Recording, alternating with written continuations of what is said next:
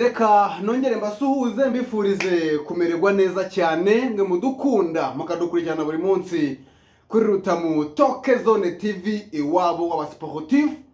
Turongeye turaje turiteretse kugira ngo tuganire byinshi bigiye bitandukanye. It's a breaking news.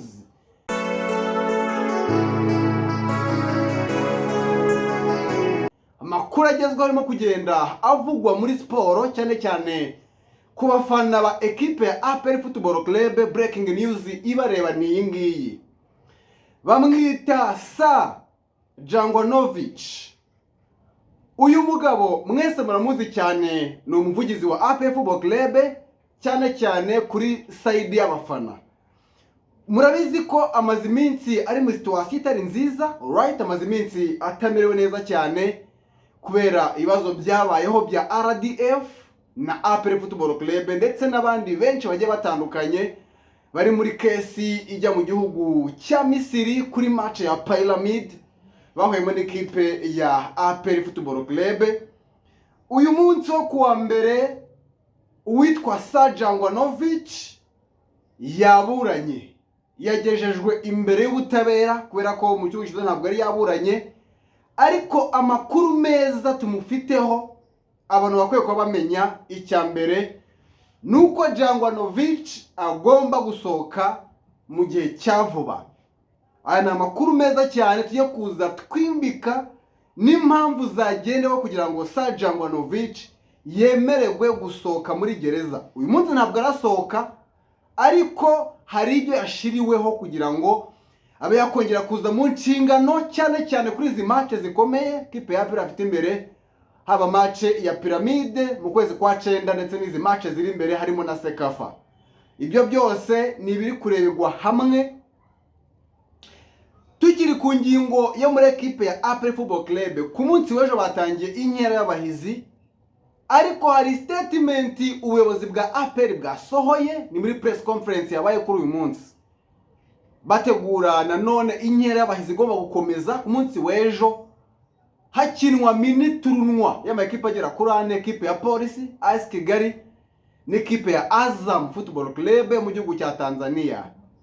Hari statement y'ubuyobozi ariko irebana n'umunsi w'ejo, cyane cyane aza kwibanda ku mifanire, kuko twabonye abafana muri ekipe ya APR ni bake cyane, biri ku rwego ruciriritse. Why? Niki cyabaye? Ibyo byose turaza kugenda tubiganira, ariko nanone turaza kongera kwinjira neza muri ekipe ya Rayon Sport. Ese Rayon Sport ntibishoboka ko umutoza ashobora kwirukanwa akaba atatoza match ya Singida Big Black Stars mu mikino ya CAF Confederation Cup? Hari amakuru ari kuva mu Nzove nyuma y'umunsi wo kuwa gatanu. Hari bitarishimiwe sofa, nubwo hari byagenze neza byinshi tunashima, ariko uburyo bwo mu kibuga ntabwo biranyura abayobozi. Bari gutangaza iki? Ubwo ibyo byose nibyo kugenda tuganira, ariko turaza no kubemforema ku mikino igiye itandukanye irimo kugenda iba hirya no hino. Hari imikino ya CHAN, kipe y'igihugu ya Uganda na South Africa, ni match ikomeye cyane. Ekipe iri butsinda hano irabona qualification ku buryo buri official, ndetse no ku mugabane w'Uburayi amashampiyona agera agakomeza. Ekipe ya Manchester United yatangiye nabi, itsindwa n'ikipe ya Arsenal igitego 1-0, ariko mu mikinire hari icyahindutse. So good, urumva ko dufite byinshi bigiye bitandukanye. Icyo usabwa nta kindi ni ugukora subscribe kuri iyi chaîne Rutamu Toke Zone TV iwabo w'abasportif. Murabizi ko twatangiye no kujya dukora match zigiye zitandukanye. Murabizi ko ku munsi w'ejo abantu badukunda twarebye match ya APR na Power Dynamos live. Utarakanze subscribe biragoye ko byose wabibona, niyo mpamvu ugomba gukora subscribe ukadufasha. Nkunda kwivuga cyane, twatakaje umurongo wacu twumvikaniragaho cyangwa se chaîne yacu ni sare yari n'ibihumbi n'ibihumbagiza 15,000 ya subscribers, ariko twaje kugira umwaka ucano tuza kwitakaza. So reka nizere ko rero nawe wakongera kudushigikira ukora subscribe, share mu magroup agiye atandukanye, ugafasha abataramenye kutumenya, ubundi ibintu bikagenda neza cyane. Reka dutangirire muri breaking news. Uyu munsi nibwo hari hateganyijwe urubanza ku nshuro ya kabiri ku bantu bataburanye mu cyumweru gishize. Ni muri gahunda cyangwa se situation ikomeye cyane equipe ya APR Football Club, ndetse n'abantu bivugwa ko bakoze amariganya n'amakosa akomeye cyane ku rugendo rwerekeza mu gihugu cya Misiri i Cairo, aho equipe ya APR yagombaga gukina na Pyramide muri sezi ishize. So ni scenario twagiye tuganira cyane kenshi. Uyu munsi haburanye 16 muri 28 barimo na Sajangwanovic, umuvugizi w'abafana b'ikipe ya APR Football Club. Nta utabona ko haje mico gikomeye cyane muri mobilisation na campaign za APR muri imikino ishize. So uyu munsi rero Jangwani yaburanye, hari n'abantu bagiye batubaza ibya Rugaju Liga, bakavuga bati se Liga bimeze bite kadasohoka, cyangwa se ibintu byabaye mu cyumweru gishize bihagaze bite. Ibyo byose byagiye bivugwa cyane, ariko turaza kwibanda kuri Sajangwanovic. Jangwanovic uyu munsi yaburanye, nibyo koko n'umwavoka we, kandi bigenda neza cyane, ariko amakuru atugeraho ari kuvuga ko ava hara mu rukiko Jangwanovic ntabwo yarasohoka, ariko biravugwa ko agomba gusohoka akaburana ari hanze. Bivuze ngo arabafungishijwe ijisho, ni ku busabe bwa APR Football Club kugira ngo aze kuyifasha muri mobilisation z'ibikorwa bigiye bitandukanye APR ifite imbere, harimo na match za Sekafa ndetse na CAF Champions League. Baravuga bati twari twatekereje kuri Gakumba cyangwa super manager ngaze kudufasha, ariko urwego rwo twarubonye kuri match ya Padinamos. Abafana barabuze pe. Tugiye no kuza kuri statement y'ubuyobozi bwa APR batangaje mu kiganiro n'itangazamakuru mu gitondo, bongera gutegura inkerabahizi igomba gukomeza no muri iki cyumweru. Muzi ko ari match ku munsi w'ejo. APR iratangira ku isaha saa moya bakina n'ikipe ya AS Kigali. Ni match ikomeye abantu bagomba kureba, ariko na AS Kigali Edari ntabwo ari equipe ikomeye cyane, kubera ko kuri uyu munsi turaza kubyinjiramo. Wenda hari uburyo igitungurana tukabona equipe ya AS Kigali raje ikoze neza cyane na reponze igatungura amakipe kandi manini. Ibyo bikunze kubaho, ariko ni equipe uyu munsi irimo ibihanga byinshi, Kanagira atangira gusinyisha abakinnyi bakomeye. Ubwo bwese tuza kugenda tubyinjiramo, ariko ubuyobozi bwa APR mu by'ukuri bwanenze abafana ba APR pe. Abafana ba APR mwanenzwe kuri kote zose, ukuntu mwitwaye ku munsi w'ejo, kandi kwinjira byari ubuntu kuri stade ku muntu wahageze, ntabwo byari bikwiriye abafana b'ikipe ya APR. So byose byarabaye binagenda neza mu kibuga, kuko APR batsinze Padinamos ibitego byose 2-0. Ibitego bya Sheji Burire Watara byiza cyane, igitego cy'umutwe kuri kufura ya Ruboneka Jean Bosco muri metero nka 30, ndetse na kado yahawe na mediateri ba Padinamos, yisanga izamu ryasamye atereka muri file. Sheji Burire Watara fantastic player, n'umukinnyi udasanzwe muri championnat y'u Rwanda, Rwanda Premier League. Ariko tukiri kuri icyo ngicyo, abafana ba APR mwiteguye kwakira gute Sajangwanovic? Bitarenze ejo cyangwa se kuwa gatatu araza kuba yamaze kugera hanze, hanyuma akurikiranwe ariko adafunzwe, bitandukanye n'abandi banyamakuru bagiye batandukanye barimo ba Rikari na ba Anta Edayeri n'umuntu witwa Rugaju Liga. Abo bose bakomeje kugenda bakurikiranwa, ariko Sajangwanovic ku myanzuro isa n'ayabaye mu rukiko rwagikurikirana neza ngo bayinegosie, nuko agomba gusohoka akaza hanze. Nizere ko abafana ba APR mubyishimiye cyane. Twese tuzi icyo cya Jangwanovic. Jangwani ari mu bantu badasanzwe. Ujye kureba revolution yakoze mu mupira wacu, hari impinduka zikomeye cyane yakoze mu mupira wacu. Icyo ni kimwe, urebye no guhypinga umupira cyangwa se kuwuzamura cyane cyane ku ihangana rikomeye cyane rya Wasiri, bigaragara ko atari Jangwani, ko undi muntu uza kwemeza Wasiri byagorana. Ubwo rero ibyo byose nibyo duhuza tukavuga tuti byari bikwiye ko uyu muntu nano umupira wacu aba urimo. Naramukaje biraba ari byiza cyane, ntabwo hashize imyaka myinshi tumuzi, ariko Jangwani ari mu bantu bakoze akazi gakomeye cyane muri equipe ya APR.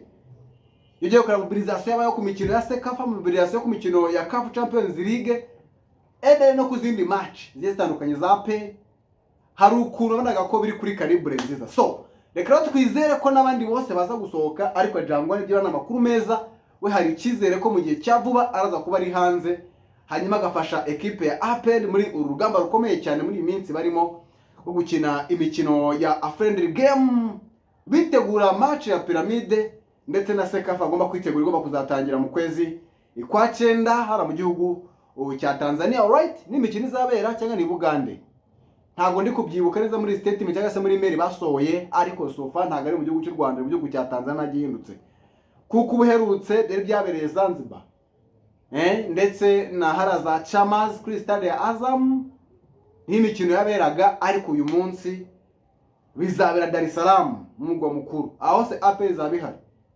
Mbona ko bino gufasha cyane Tarebu, wenda hari bitarakura tujye kubyinjiramo muri match tuyisesengura ibyaranze umukino wenda by'ingenzi, ariko haracyarimo ibibazo like haracyarimo kudahuza ku mutoza kwa kimwe na bamwe bataraza mu rwego.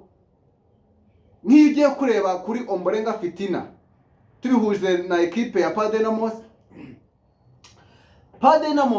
abantu benshi bari kushidikanyaho iyi equipe rero gutegura imikino ya CAF Champions League, bazakina na Aseke Mimoza yo mu gihugu cya Cote d'Ivoire, twagiye tubigarukaho. Ariko equipe twabonye ku munsi w'ejo izunguza equipe ya APR muri mita ya mbere, mashoti menshi, amapoto, amakona menshi, amasebo kuri Pierre. Iyi equipe bari abakinnyi batanu babanza muri equipe ya Padenamos muri equipe y'igihugu ya Chan. Ariyo mpamvu ubona ko yagowe cyane n'igice cya kabiri. Ntabwo umutoza Chipepu yari afite solution nyinshi zo kuri bench, kuko abazaga kuri bench muri saison nibo batumye, nibo babanje mu kibuga. Tujye kora mediane yabo na defense yabo, ne equipe tugira ku ma counter attack. Yugiye kureba abawinga babo sofa na abawinga beza, ariko harimo elema babura. So zibaye zihari rero nibwo na judginga match yo ku munsi w'ejo, kuko yatsinzwe muri miti ya kabiri abura solution kuri bench. Ibyo ngibyo ni ibintu twareba tukabiha n'agaciro, ariko so good Padenamos ni equipe itari mbi, no gutakaza abantu bakiye byagizeho ingaruka. Muzi ko byatumye batakaza igikombe cya Super Coupe hara mu gihugu cya Zambia. Equipe ya Zesco United yarabatsinze batwara igikombe, ariko izo zose nyine ni negative impact zagiye zigora equipe ya Padenamos. Equipe ya APR ifite sinzi nimba ari ibibazo cyangwa se nimba atari ibisubizo bihagije ku ruhande rw'ibumoso, ko biragaragara ko nimba Taleb asigaye akiri umukino afite mu gishaje Liberi Barafinda na Dennis Omedi baba winga bakina 11 bose ari bazima, umutoza ntabagirira icyizere, bivuze ngo aho hano ari ikibazo.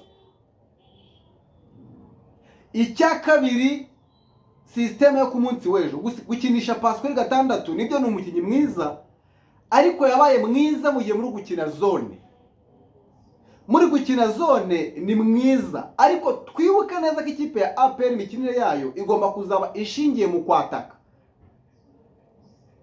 Birasa naho nuko habaye ikibazo cy'ubugwayi ku mugabo Memeri Down ntaboneke mu kibuga, nubwo abantu bamubonye kuri liste ya nyuma ya APR, ariko bako kuri fade match ntabwo Memeri Down yari ahari. Kuba yari adahari nuko arwaye, bilikely ko ni urwaye kuko ni nimero 10. Ariko birasa naho mediane ya APR niba shavuga ngo umupira uzatembere ku mpande zose, birasa naho Dauda Yusuf watangiye kuba mwiza, kuko ari kuryama imipira kuyikuraho, ari kuyitwara bigakunda. Nuruboneka Jean Bosco bazakina hagati mu kibuga, nicyo bisobanuye kuko umunsi w'ejo yari yamanuye aba mediateur bagera kuri 3. Buri ukuntu APR yakinaga yasaga naho nta nimero 10 ifite. Nimero 10 yajemo havuyemo pasi, Dauda kajya gatandatu, bonekaza ku 8, hanyuma Lamine Ba aza nka nimero 10. Buriya nibo twaba kumpremeka yinjiyemo, kuko akenshi azaga nuruboneka Jean Bosco yagiye hagati mu kibuga cyo gukora service zo kuri attack. Icyo ngicyo ni cya kabiri. Ikindi kintu namushimiye ni ukongera kugerageza guha chance Mamadusi, ko Mamadusi ibintu amaze iminsi akora yarakwiye kubishimirwa kuri match ngingi ikomeye, bakanamwongerera icyizere nk'umukinnyi tipiko cyangwa se nimero ya mbere. So ibyo byose nibyo babujaga muri equipe ya APR, ariko byagenze neza, batangiye batsinda match. ariko ku munsi w'ejo kuko muri press conference bavuze ko nta mwanya wo gutakaza, bagomba gutsinda match z'ejo. Inkera y'abahizi irakomeza, murabizi ko na amakipe agera kuri 4 ni equipe ya Polisi, AS Kigali, Azam Football Club ndetse na APR na Vipers igomba kuziyongeramo. Mbere na mbere iyi nayo ni competition nziza, ujya kureba Azam champion ikomokamo n'abakinnyi bifite na equipe ikomeye, ifite umutoza mwiza. Vipers yatwaye igikombe cya shampiyona, nayo ni equipe nziza. Ariko ama equipe yo mu Rwanda cyane cyane equipe ya Polisi ni equipe yabashije gukora ibyayo hakiri kare, igura abakinnyi beza, ntiyanatakaza beza wowe yarifite. Icyo ni ikintu gikomeye bakoze, banongera n'imbaraga kuri attack. Inafite umutoza mwiza washiye muri shampiyona, ariko bigaragara ko hari ikintu kimwe arimo kongerera abakinnyi b'ikipe ya Police Football Club. Abantu barenye into za Police bakanireba match, ibyo ni ibintu wabona umunsi ku munsi. Ariko equipe ya AS Kigali nabangu ifite weakness zikomeye cyane, ntabwo iratangira kwiyubaka. Ujye kureba muri match bakinye, match ya Bugesera n'izindi match, ntabwo ari equipe iraba bien organisée 100%. Iracyafitemo défaut de chirure. Wanareba mu buryo bw'imigurire cyangwa se abakinnyi batakaje, ni equipe yatakaje abakinnyi benshi. Ugiye kureba Akayedo Jean Bosco Welbeck, ni umukinnyi wafashaga muri sezi ishize. Batakaje Shimwe Sare wagiye muri Al-Ahli Bentu muri Sudani y'Amajyepfo, batakaza kandi Cyuzuzo Emegael wasuye mu ikipe ya Gasogi United, banatakaza Chabarara ndetse n'umuntu witwa Emmanuel Arnold. Bivuze ngo sector attacking yose na mediane yarashwanyaguritse. Ariko ni equipe yasikaba yagutungura ikitwara neza. Byose bishoboka cyeko ni equipe idasabwa, ntabwo isabwa guhembwa neza, ntabwo isabwa abakinnyi badasanzwe, ahubwo ifite ukuntu iba ikasika challenging ama equipe manini byaragagaye muri champion.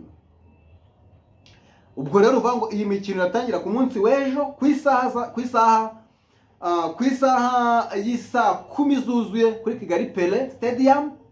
Equipe ya Azam yatangira yakira Polisi, hanyuma ku isaha y'isa moya equipe ya APR iraza kwakira equipe ya AS Kigali. Ni match ikomeye, ubwafana ba APR nk'uko ubuyobozi bwabanenze mugomba kwikosora, mukaba mwaza guhindura ibitagenda neza cyane kugira ngo ibintu byose bikomeze kugenda neza cyane. Ariko tukiri aho kuri izo information, ndagusaba gukora subscribe, share na comment kugira ngo ibintu bigende neza cyane. Kora subscribe ubundi tubane 5 Rutamu Toke Zone TV, iwabo abasportif. Ndabizi neza ko nta kintu na kimwe nagusaba nk'umusportif ngo ukinyime. Kano kanya rero ni umwanya kugira ngo ibyo byose nuko bihari, ngo bivuze ngo abanyamupira bagiye batandukanye cyane cyane kuri match za APR zikwisa isa moya. Abantu benshi abavuye mu kazi, ubwo ntimuzongere gutererana equipe ya APR cyane muri imikino barimo, kuko baramutse batsinzwe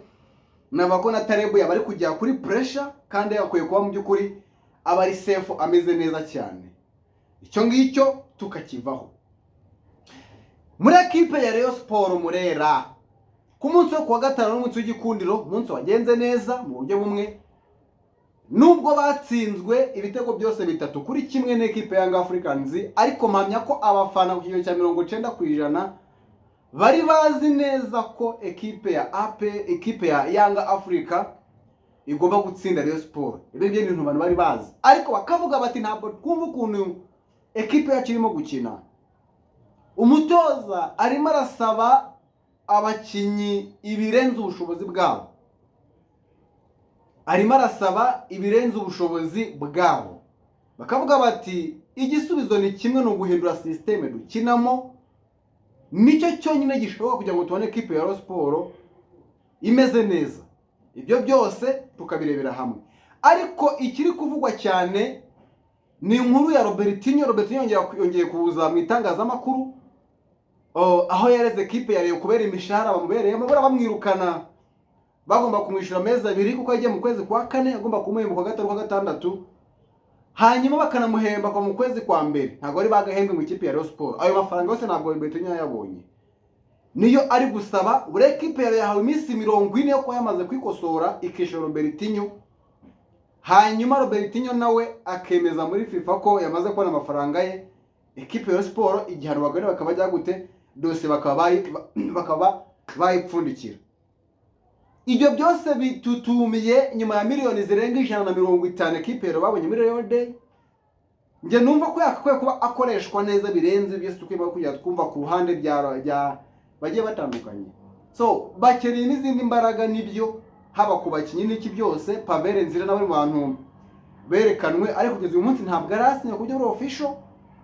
Ibintu byatangiye gutuma twongera kugira ikikago. Ese Pavel Nzira yasinyiye ekipe yari cyangwa ntabwo arasinya?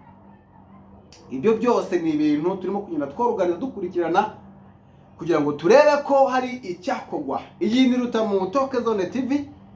Ndizera ko ibintu ari ubwasisi bukomeye cyane, ariko nkwibutsa gukora subscribe, share na comment mu magroup agiye atandukanye kugira ngo ufashe abataratumenya kutumenya, dore ko ni benshi ntabwo abantu bose baratumenya. Niyo mpamvu iyo udushigikiye ugakora subscribe uba utanze uruhare rukomeye cyane. Ariko nanone imiriro za hatari zigiye gutangira ahangaha.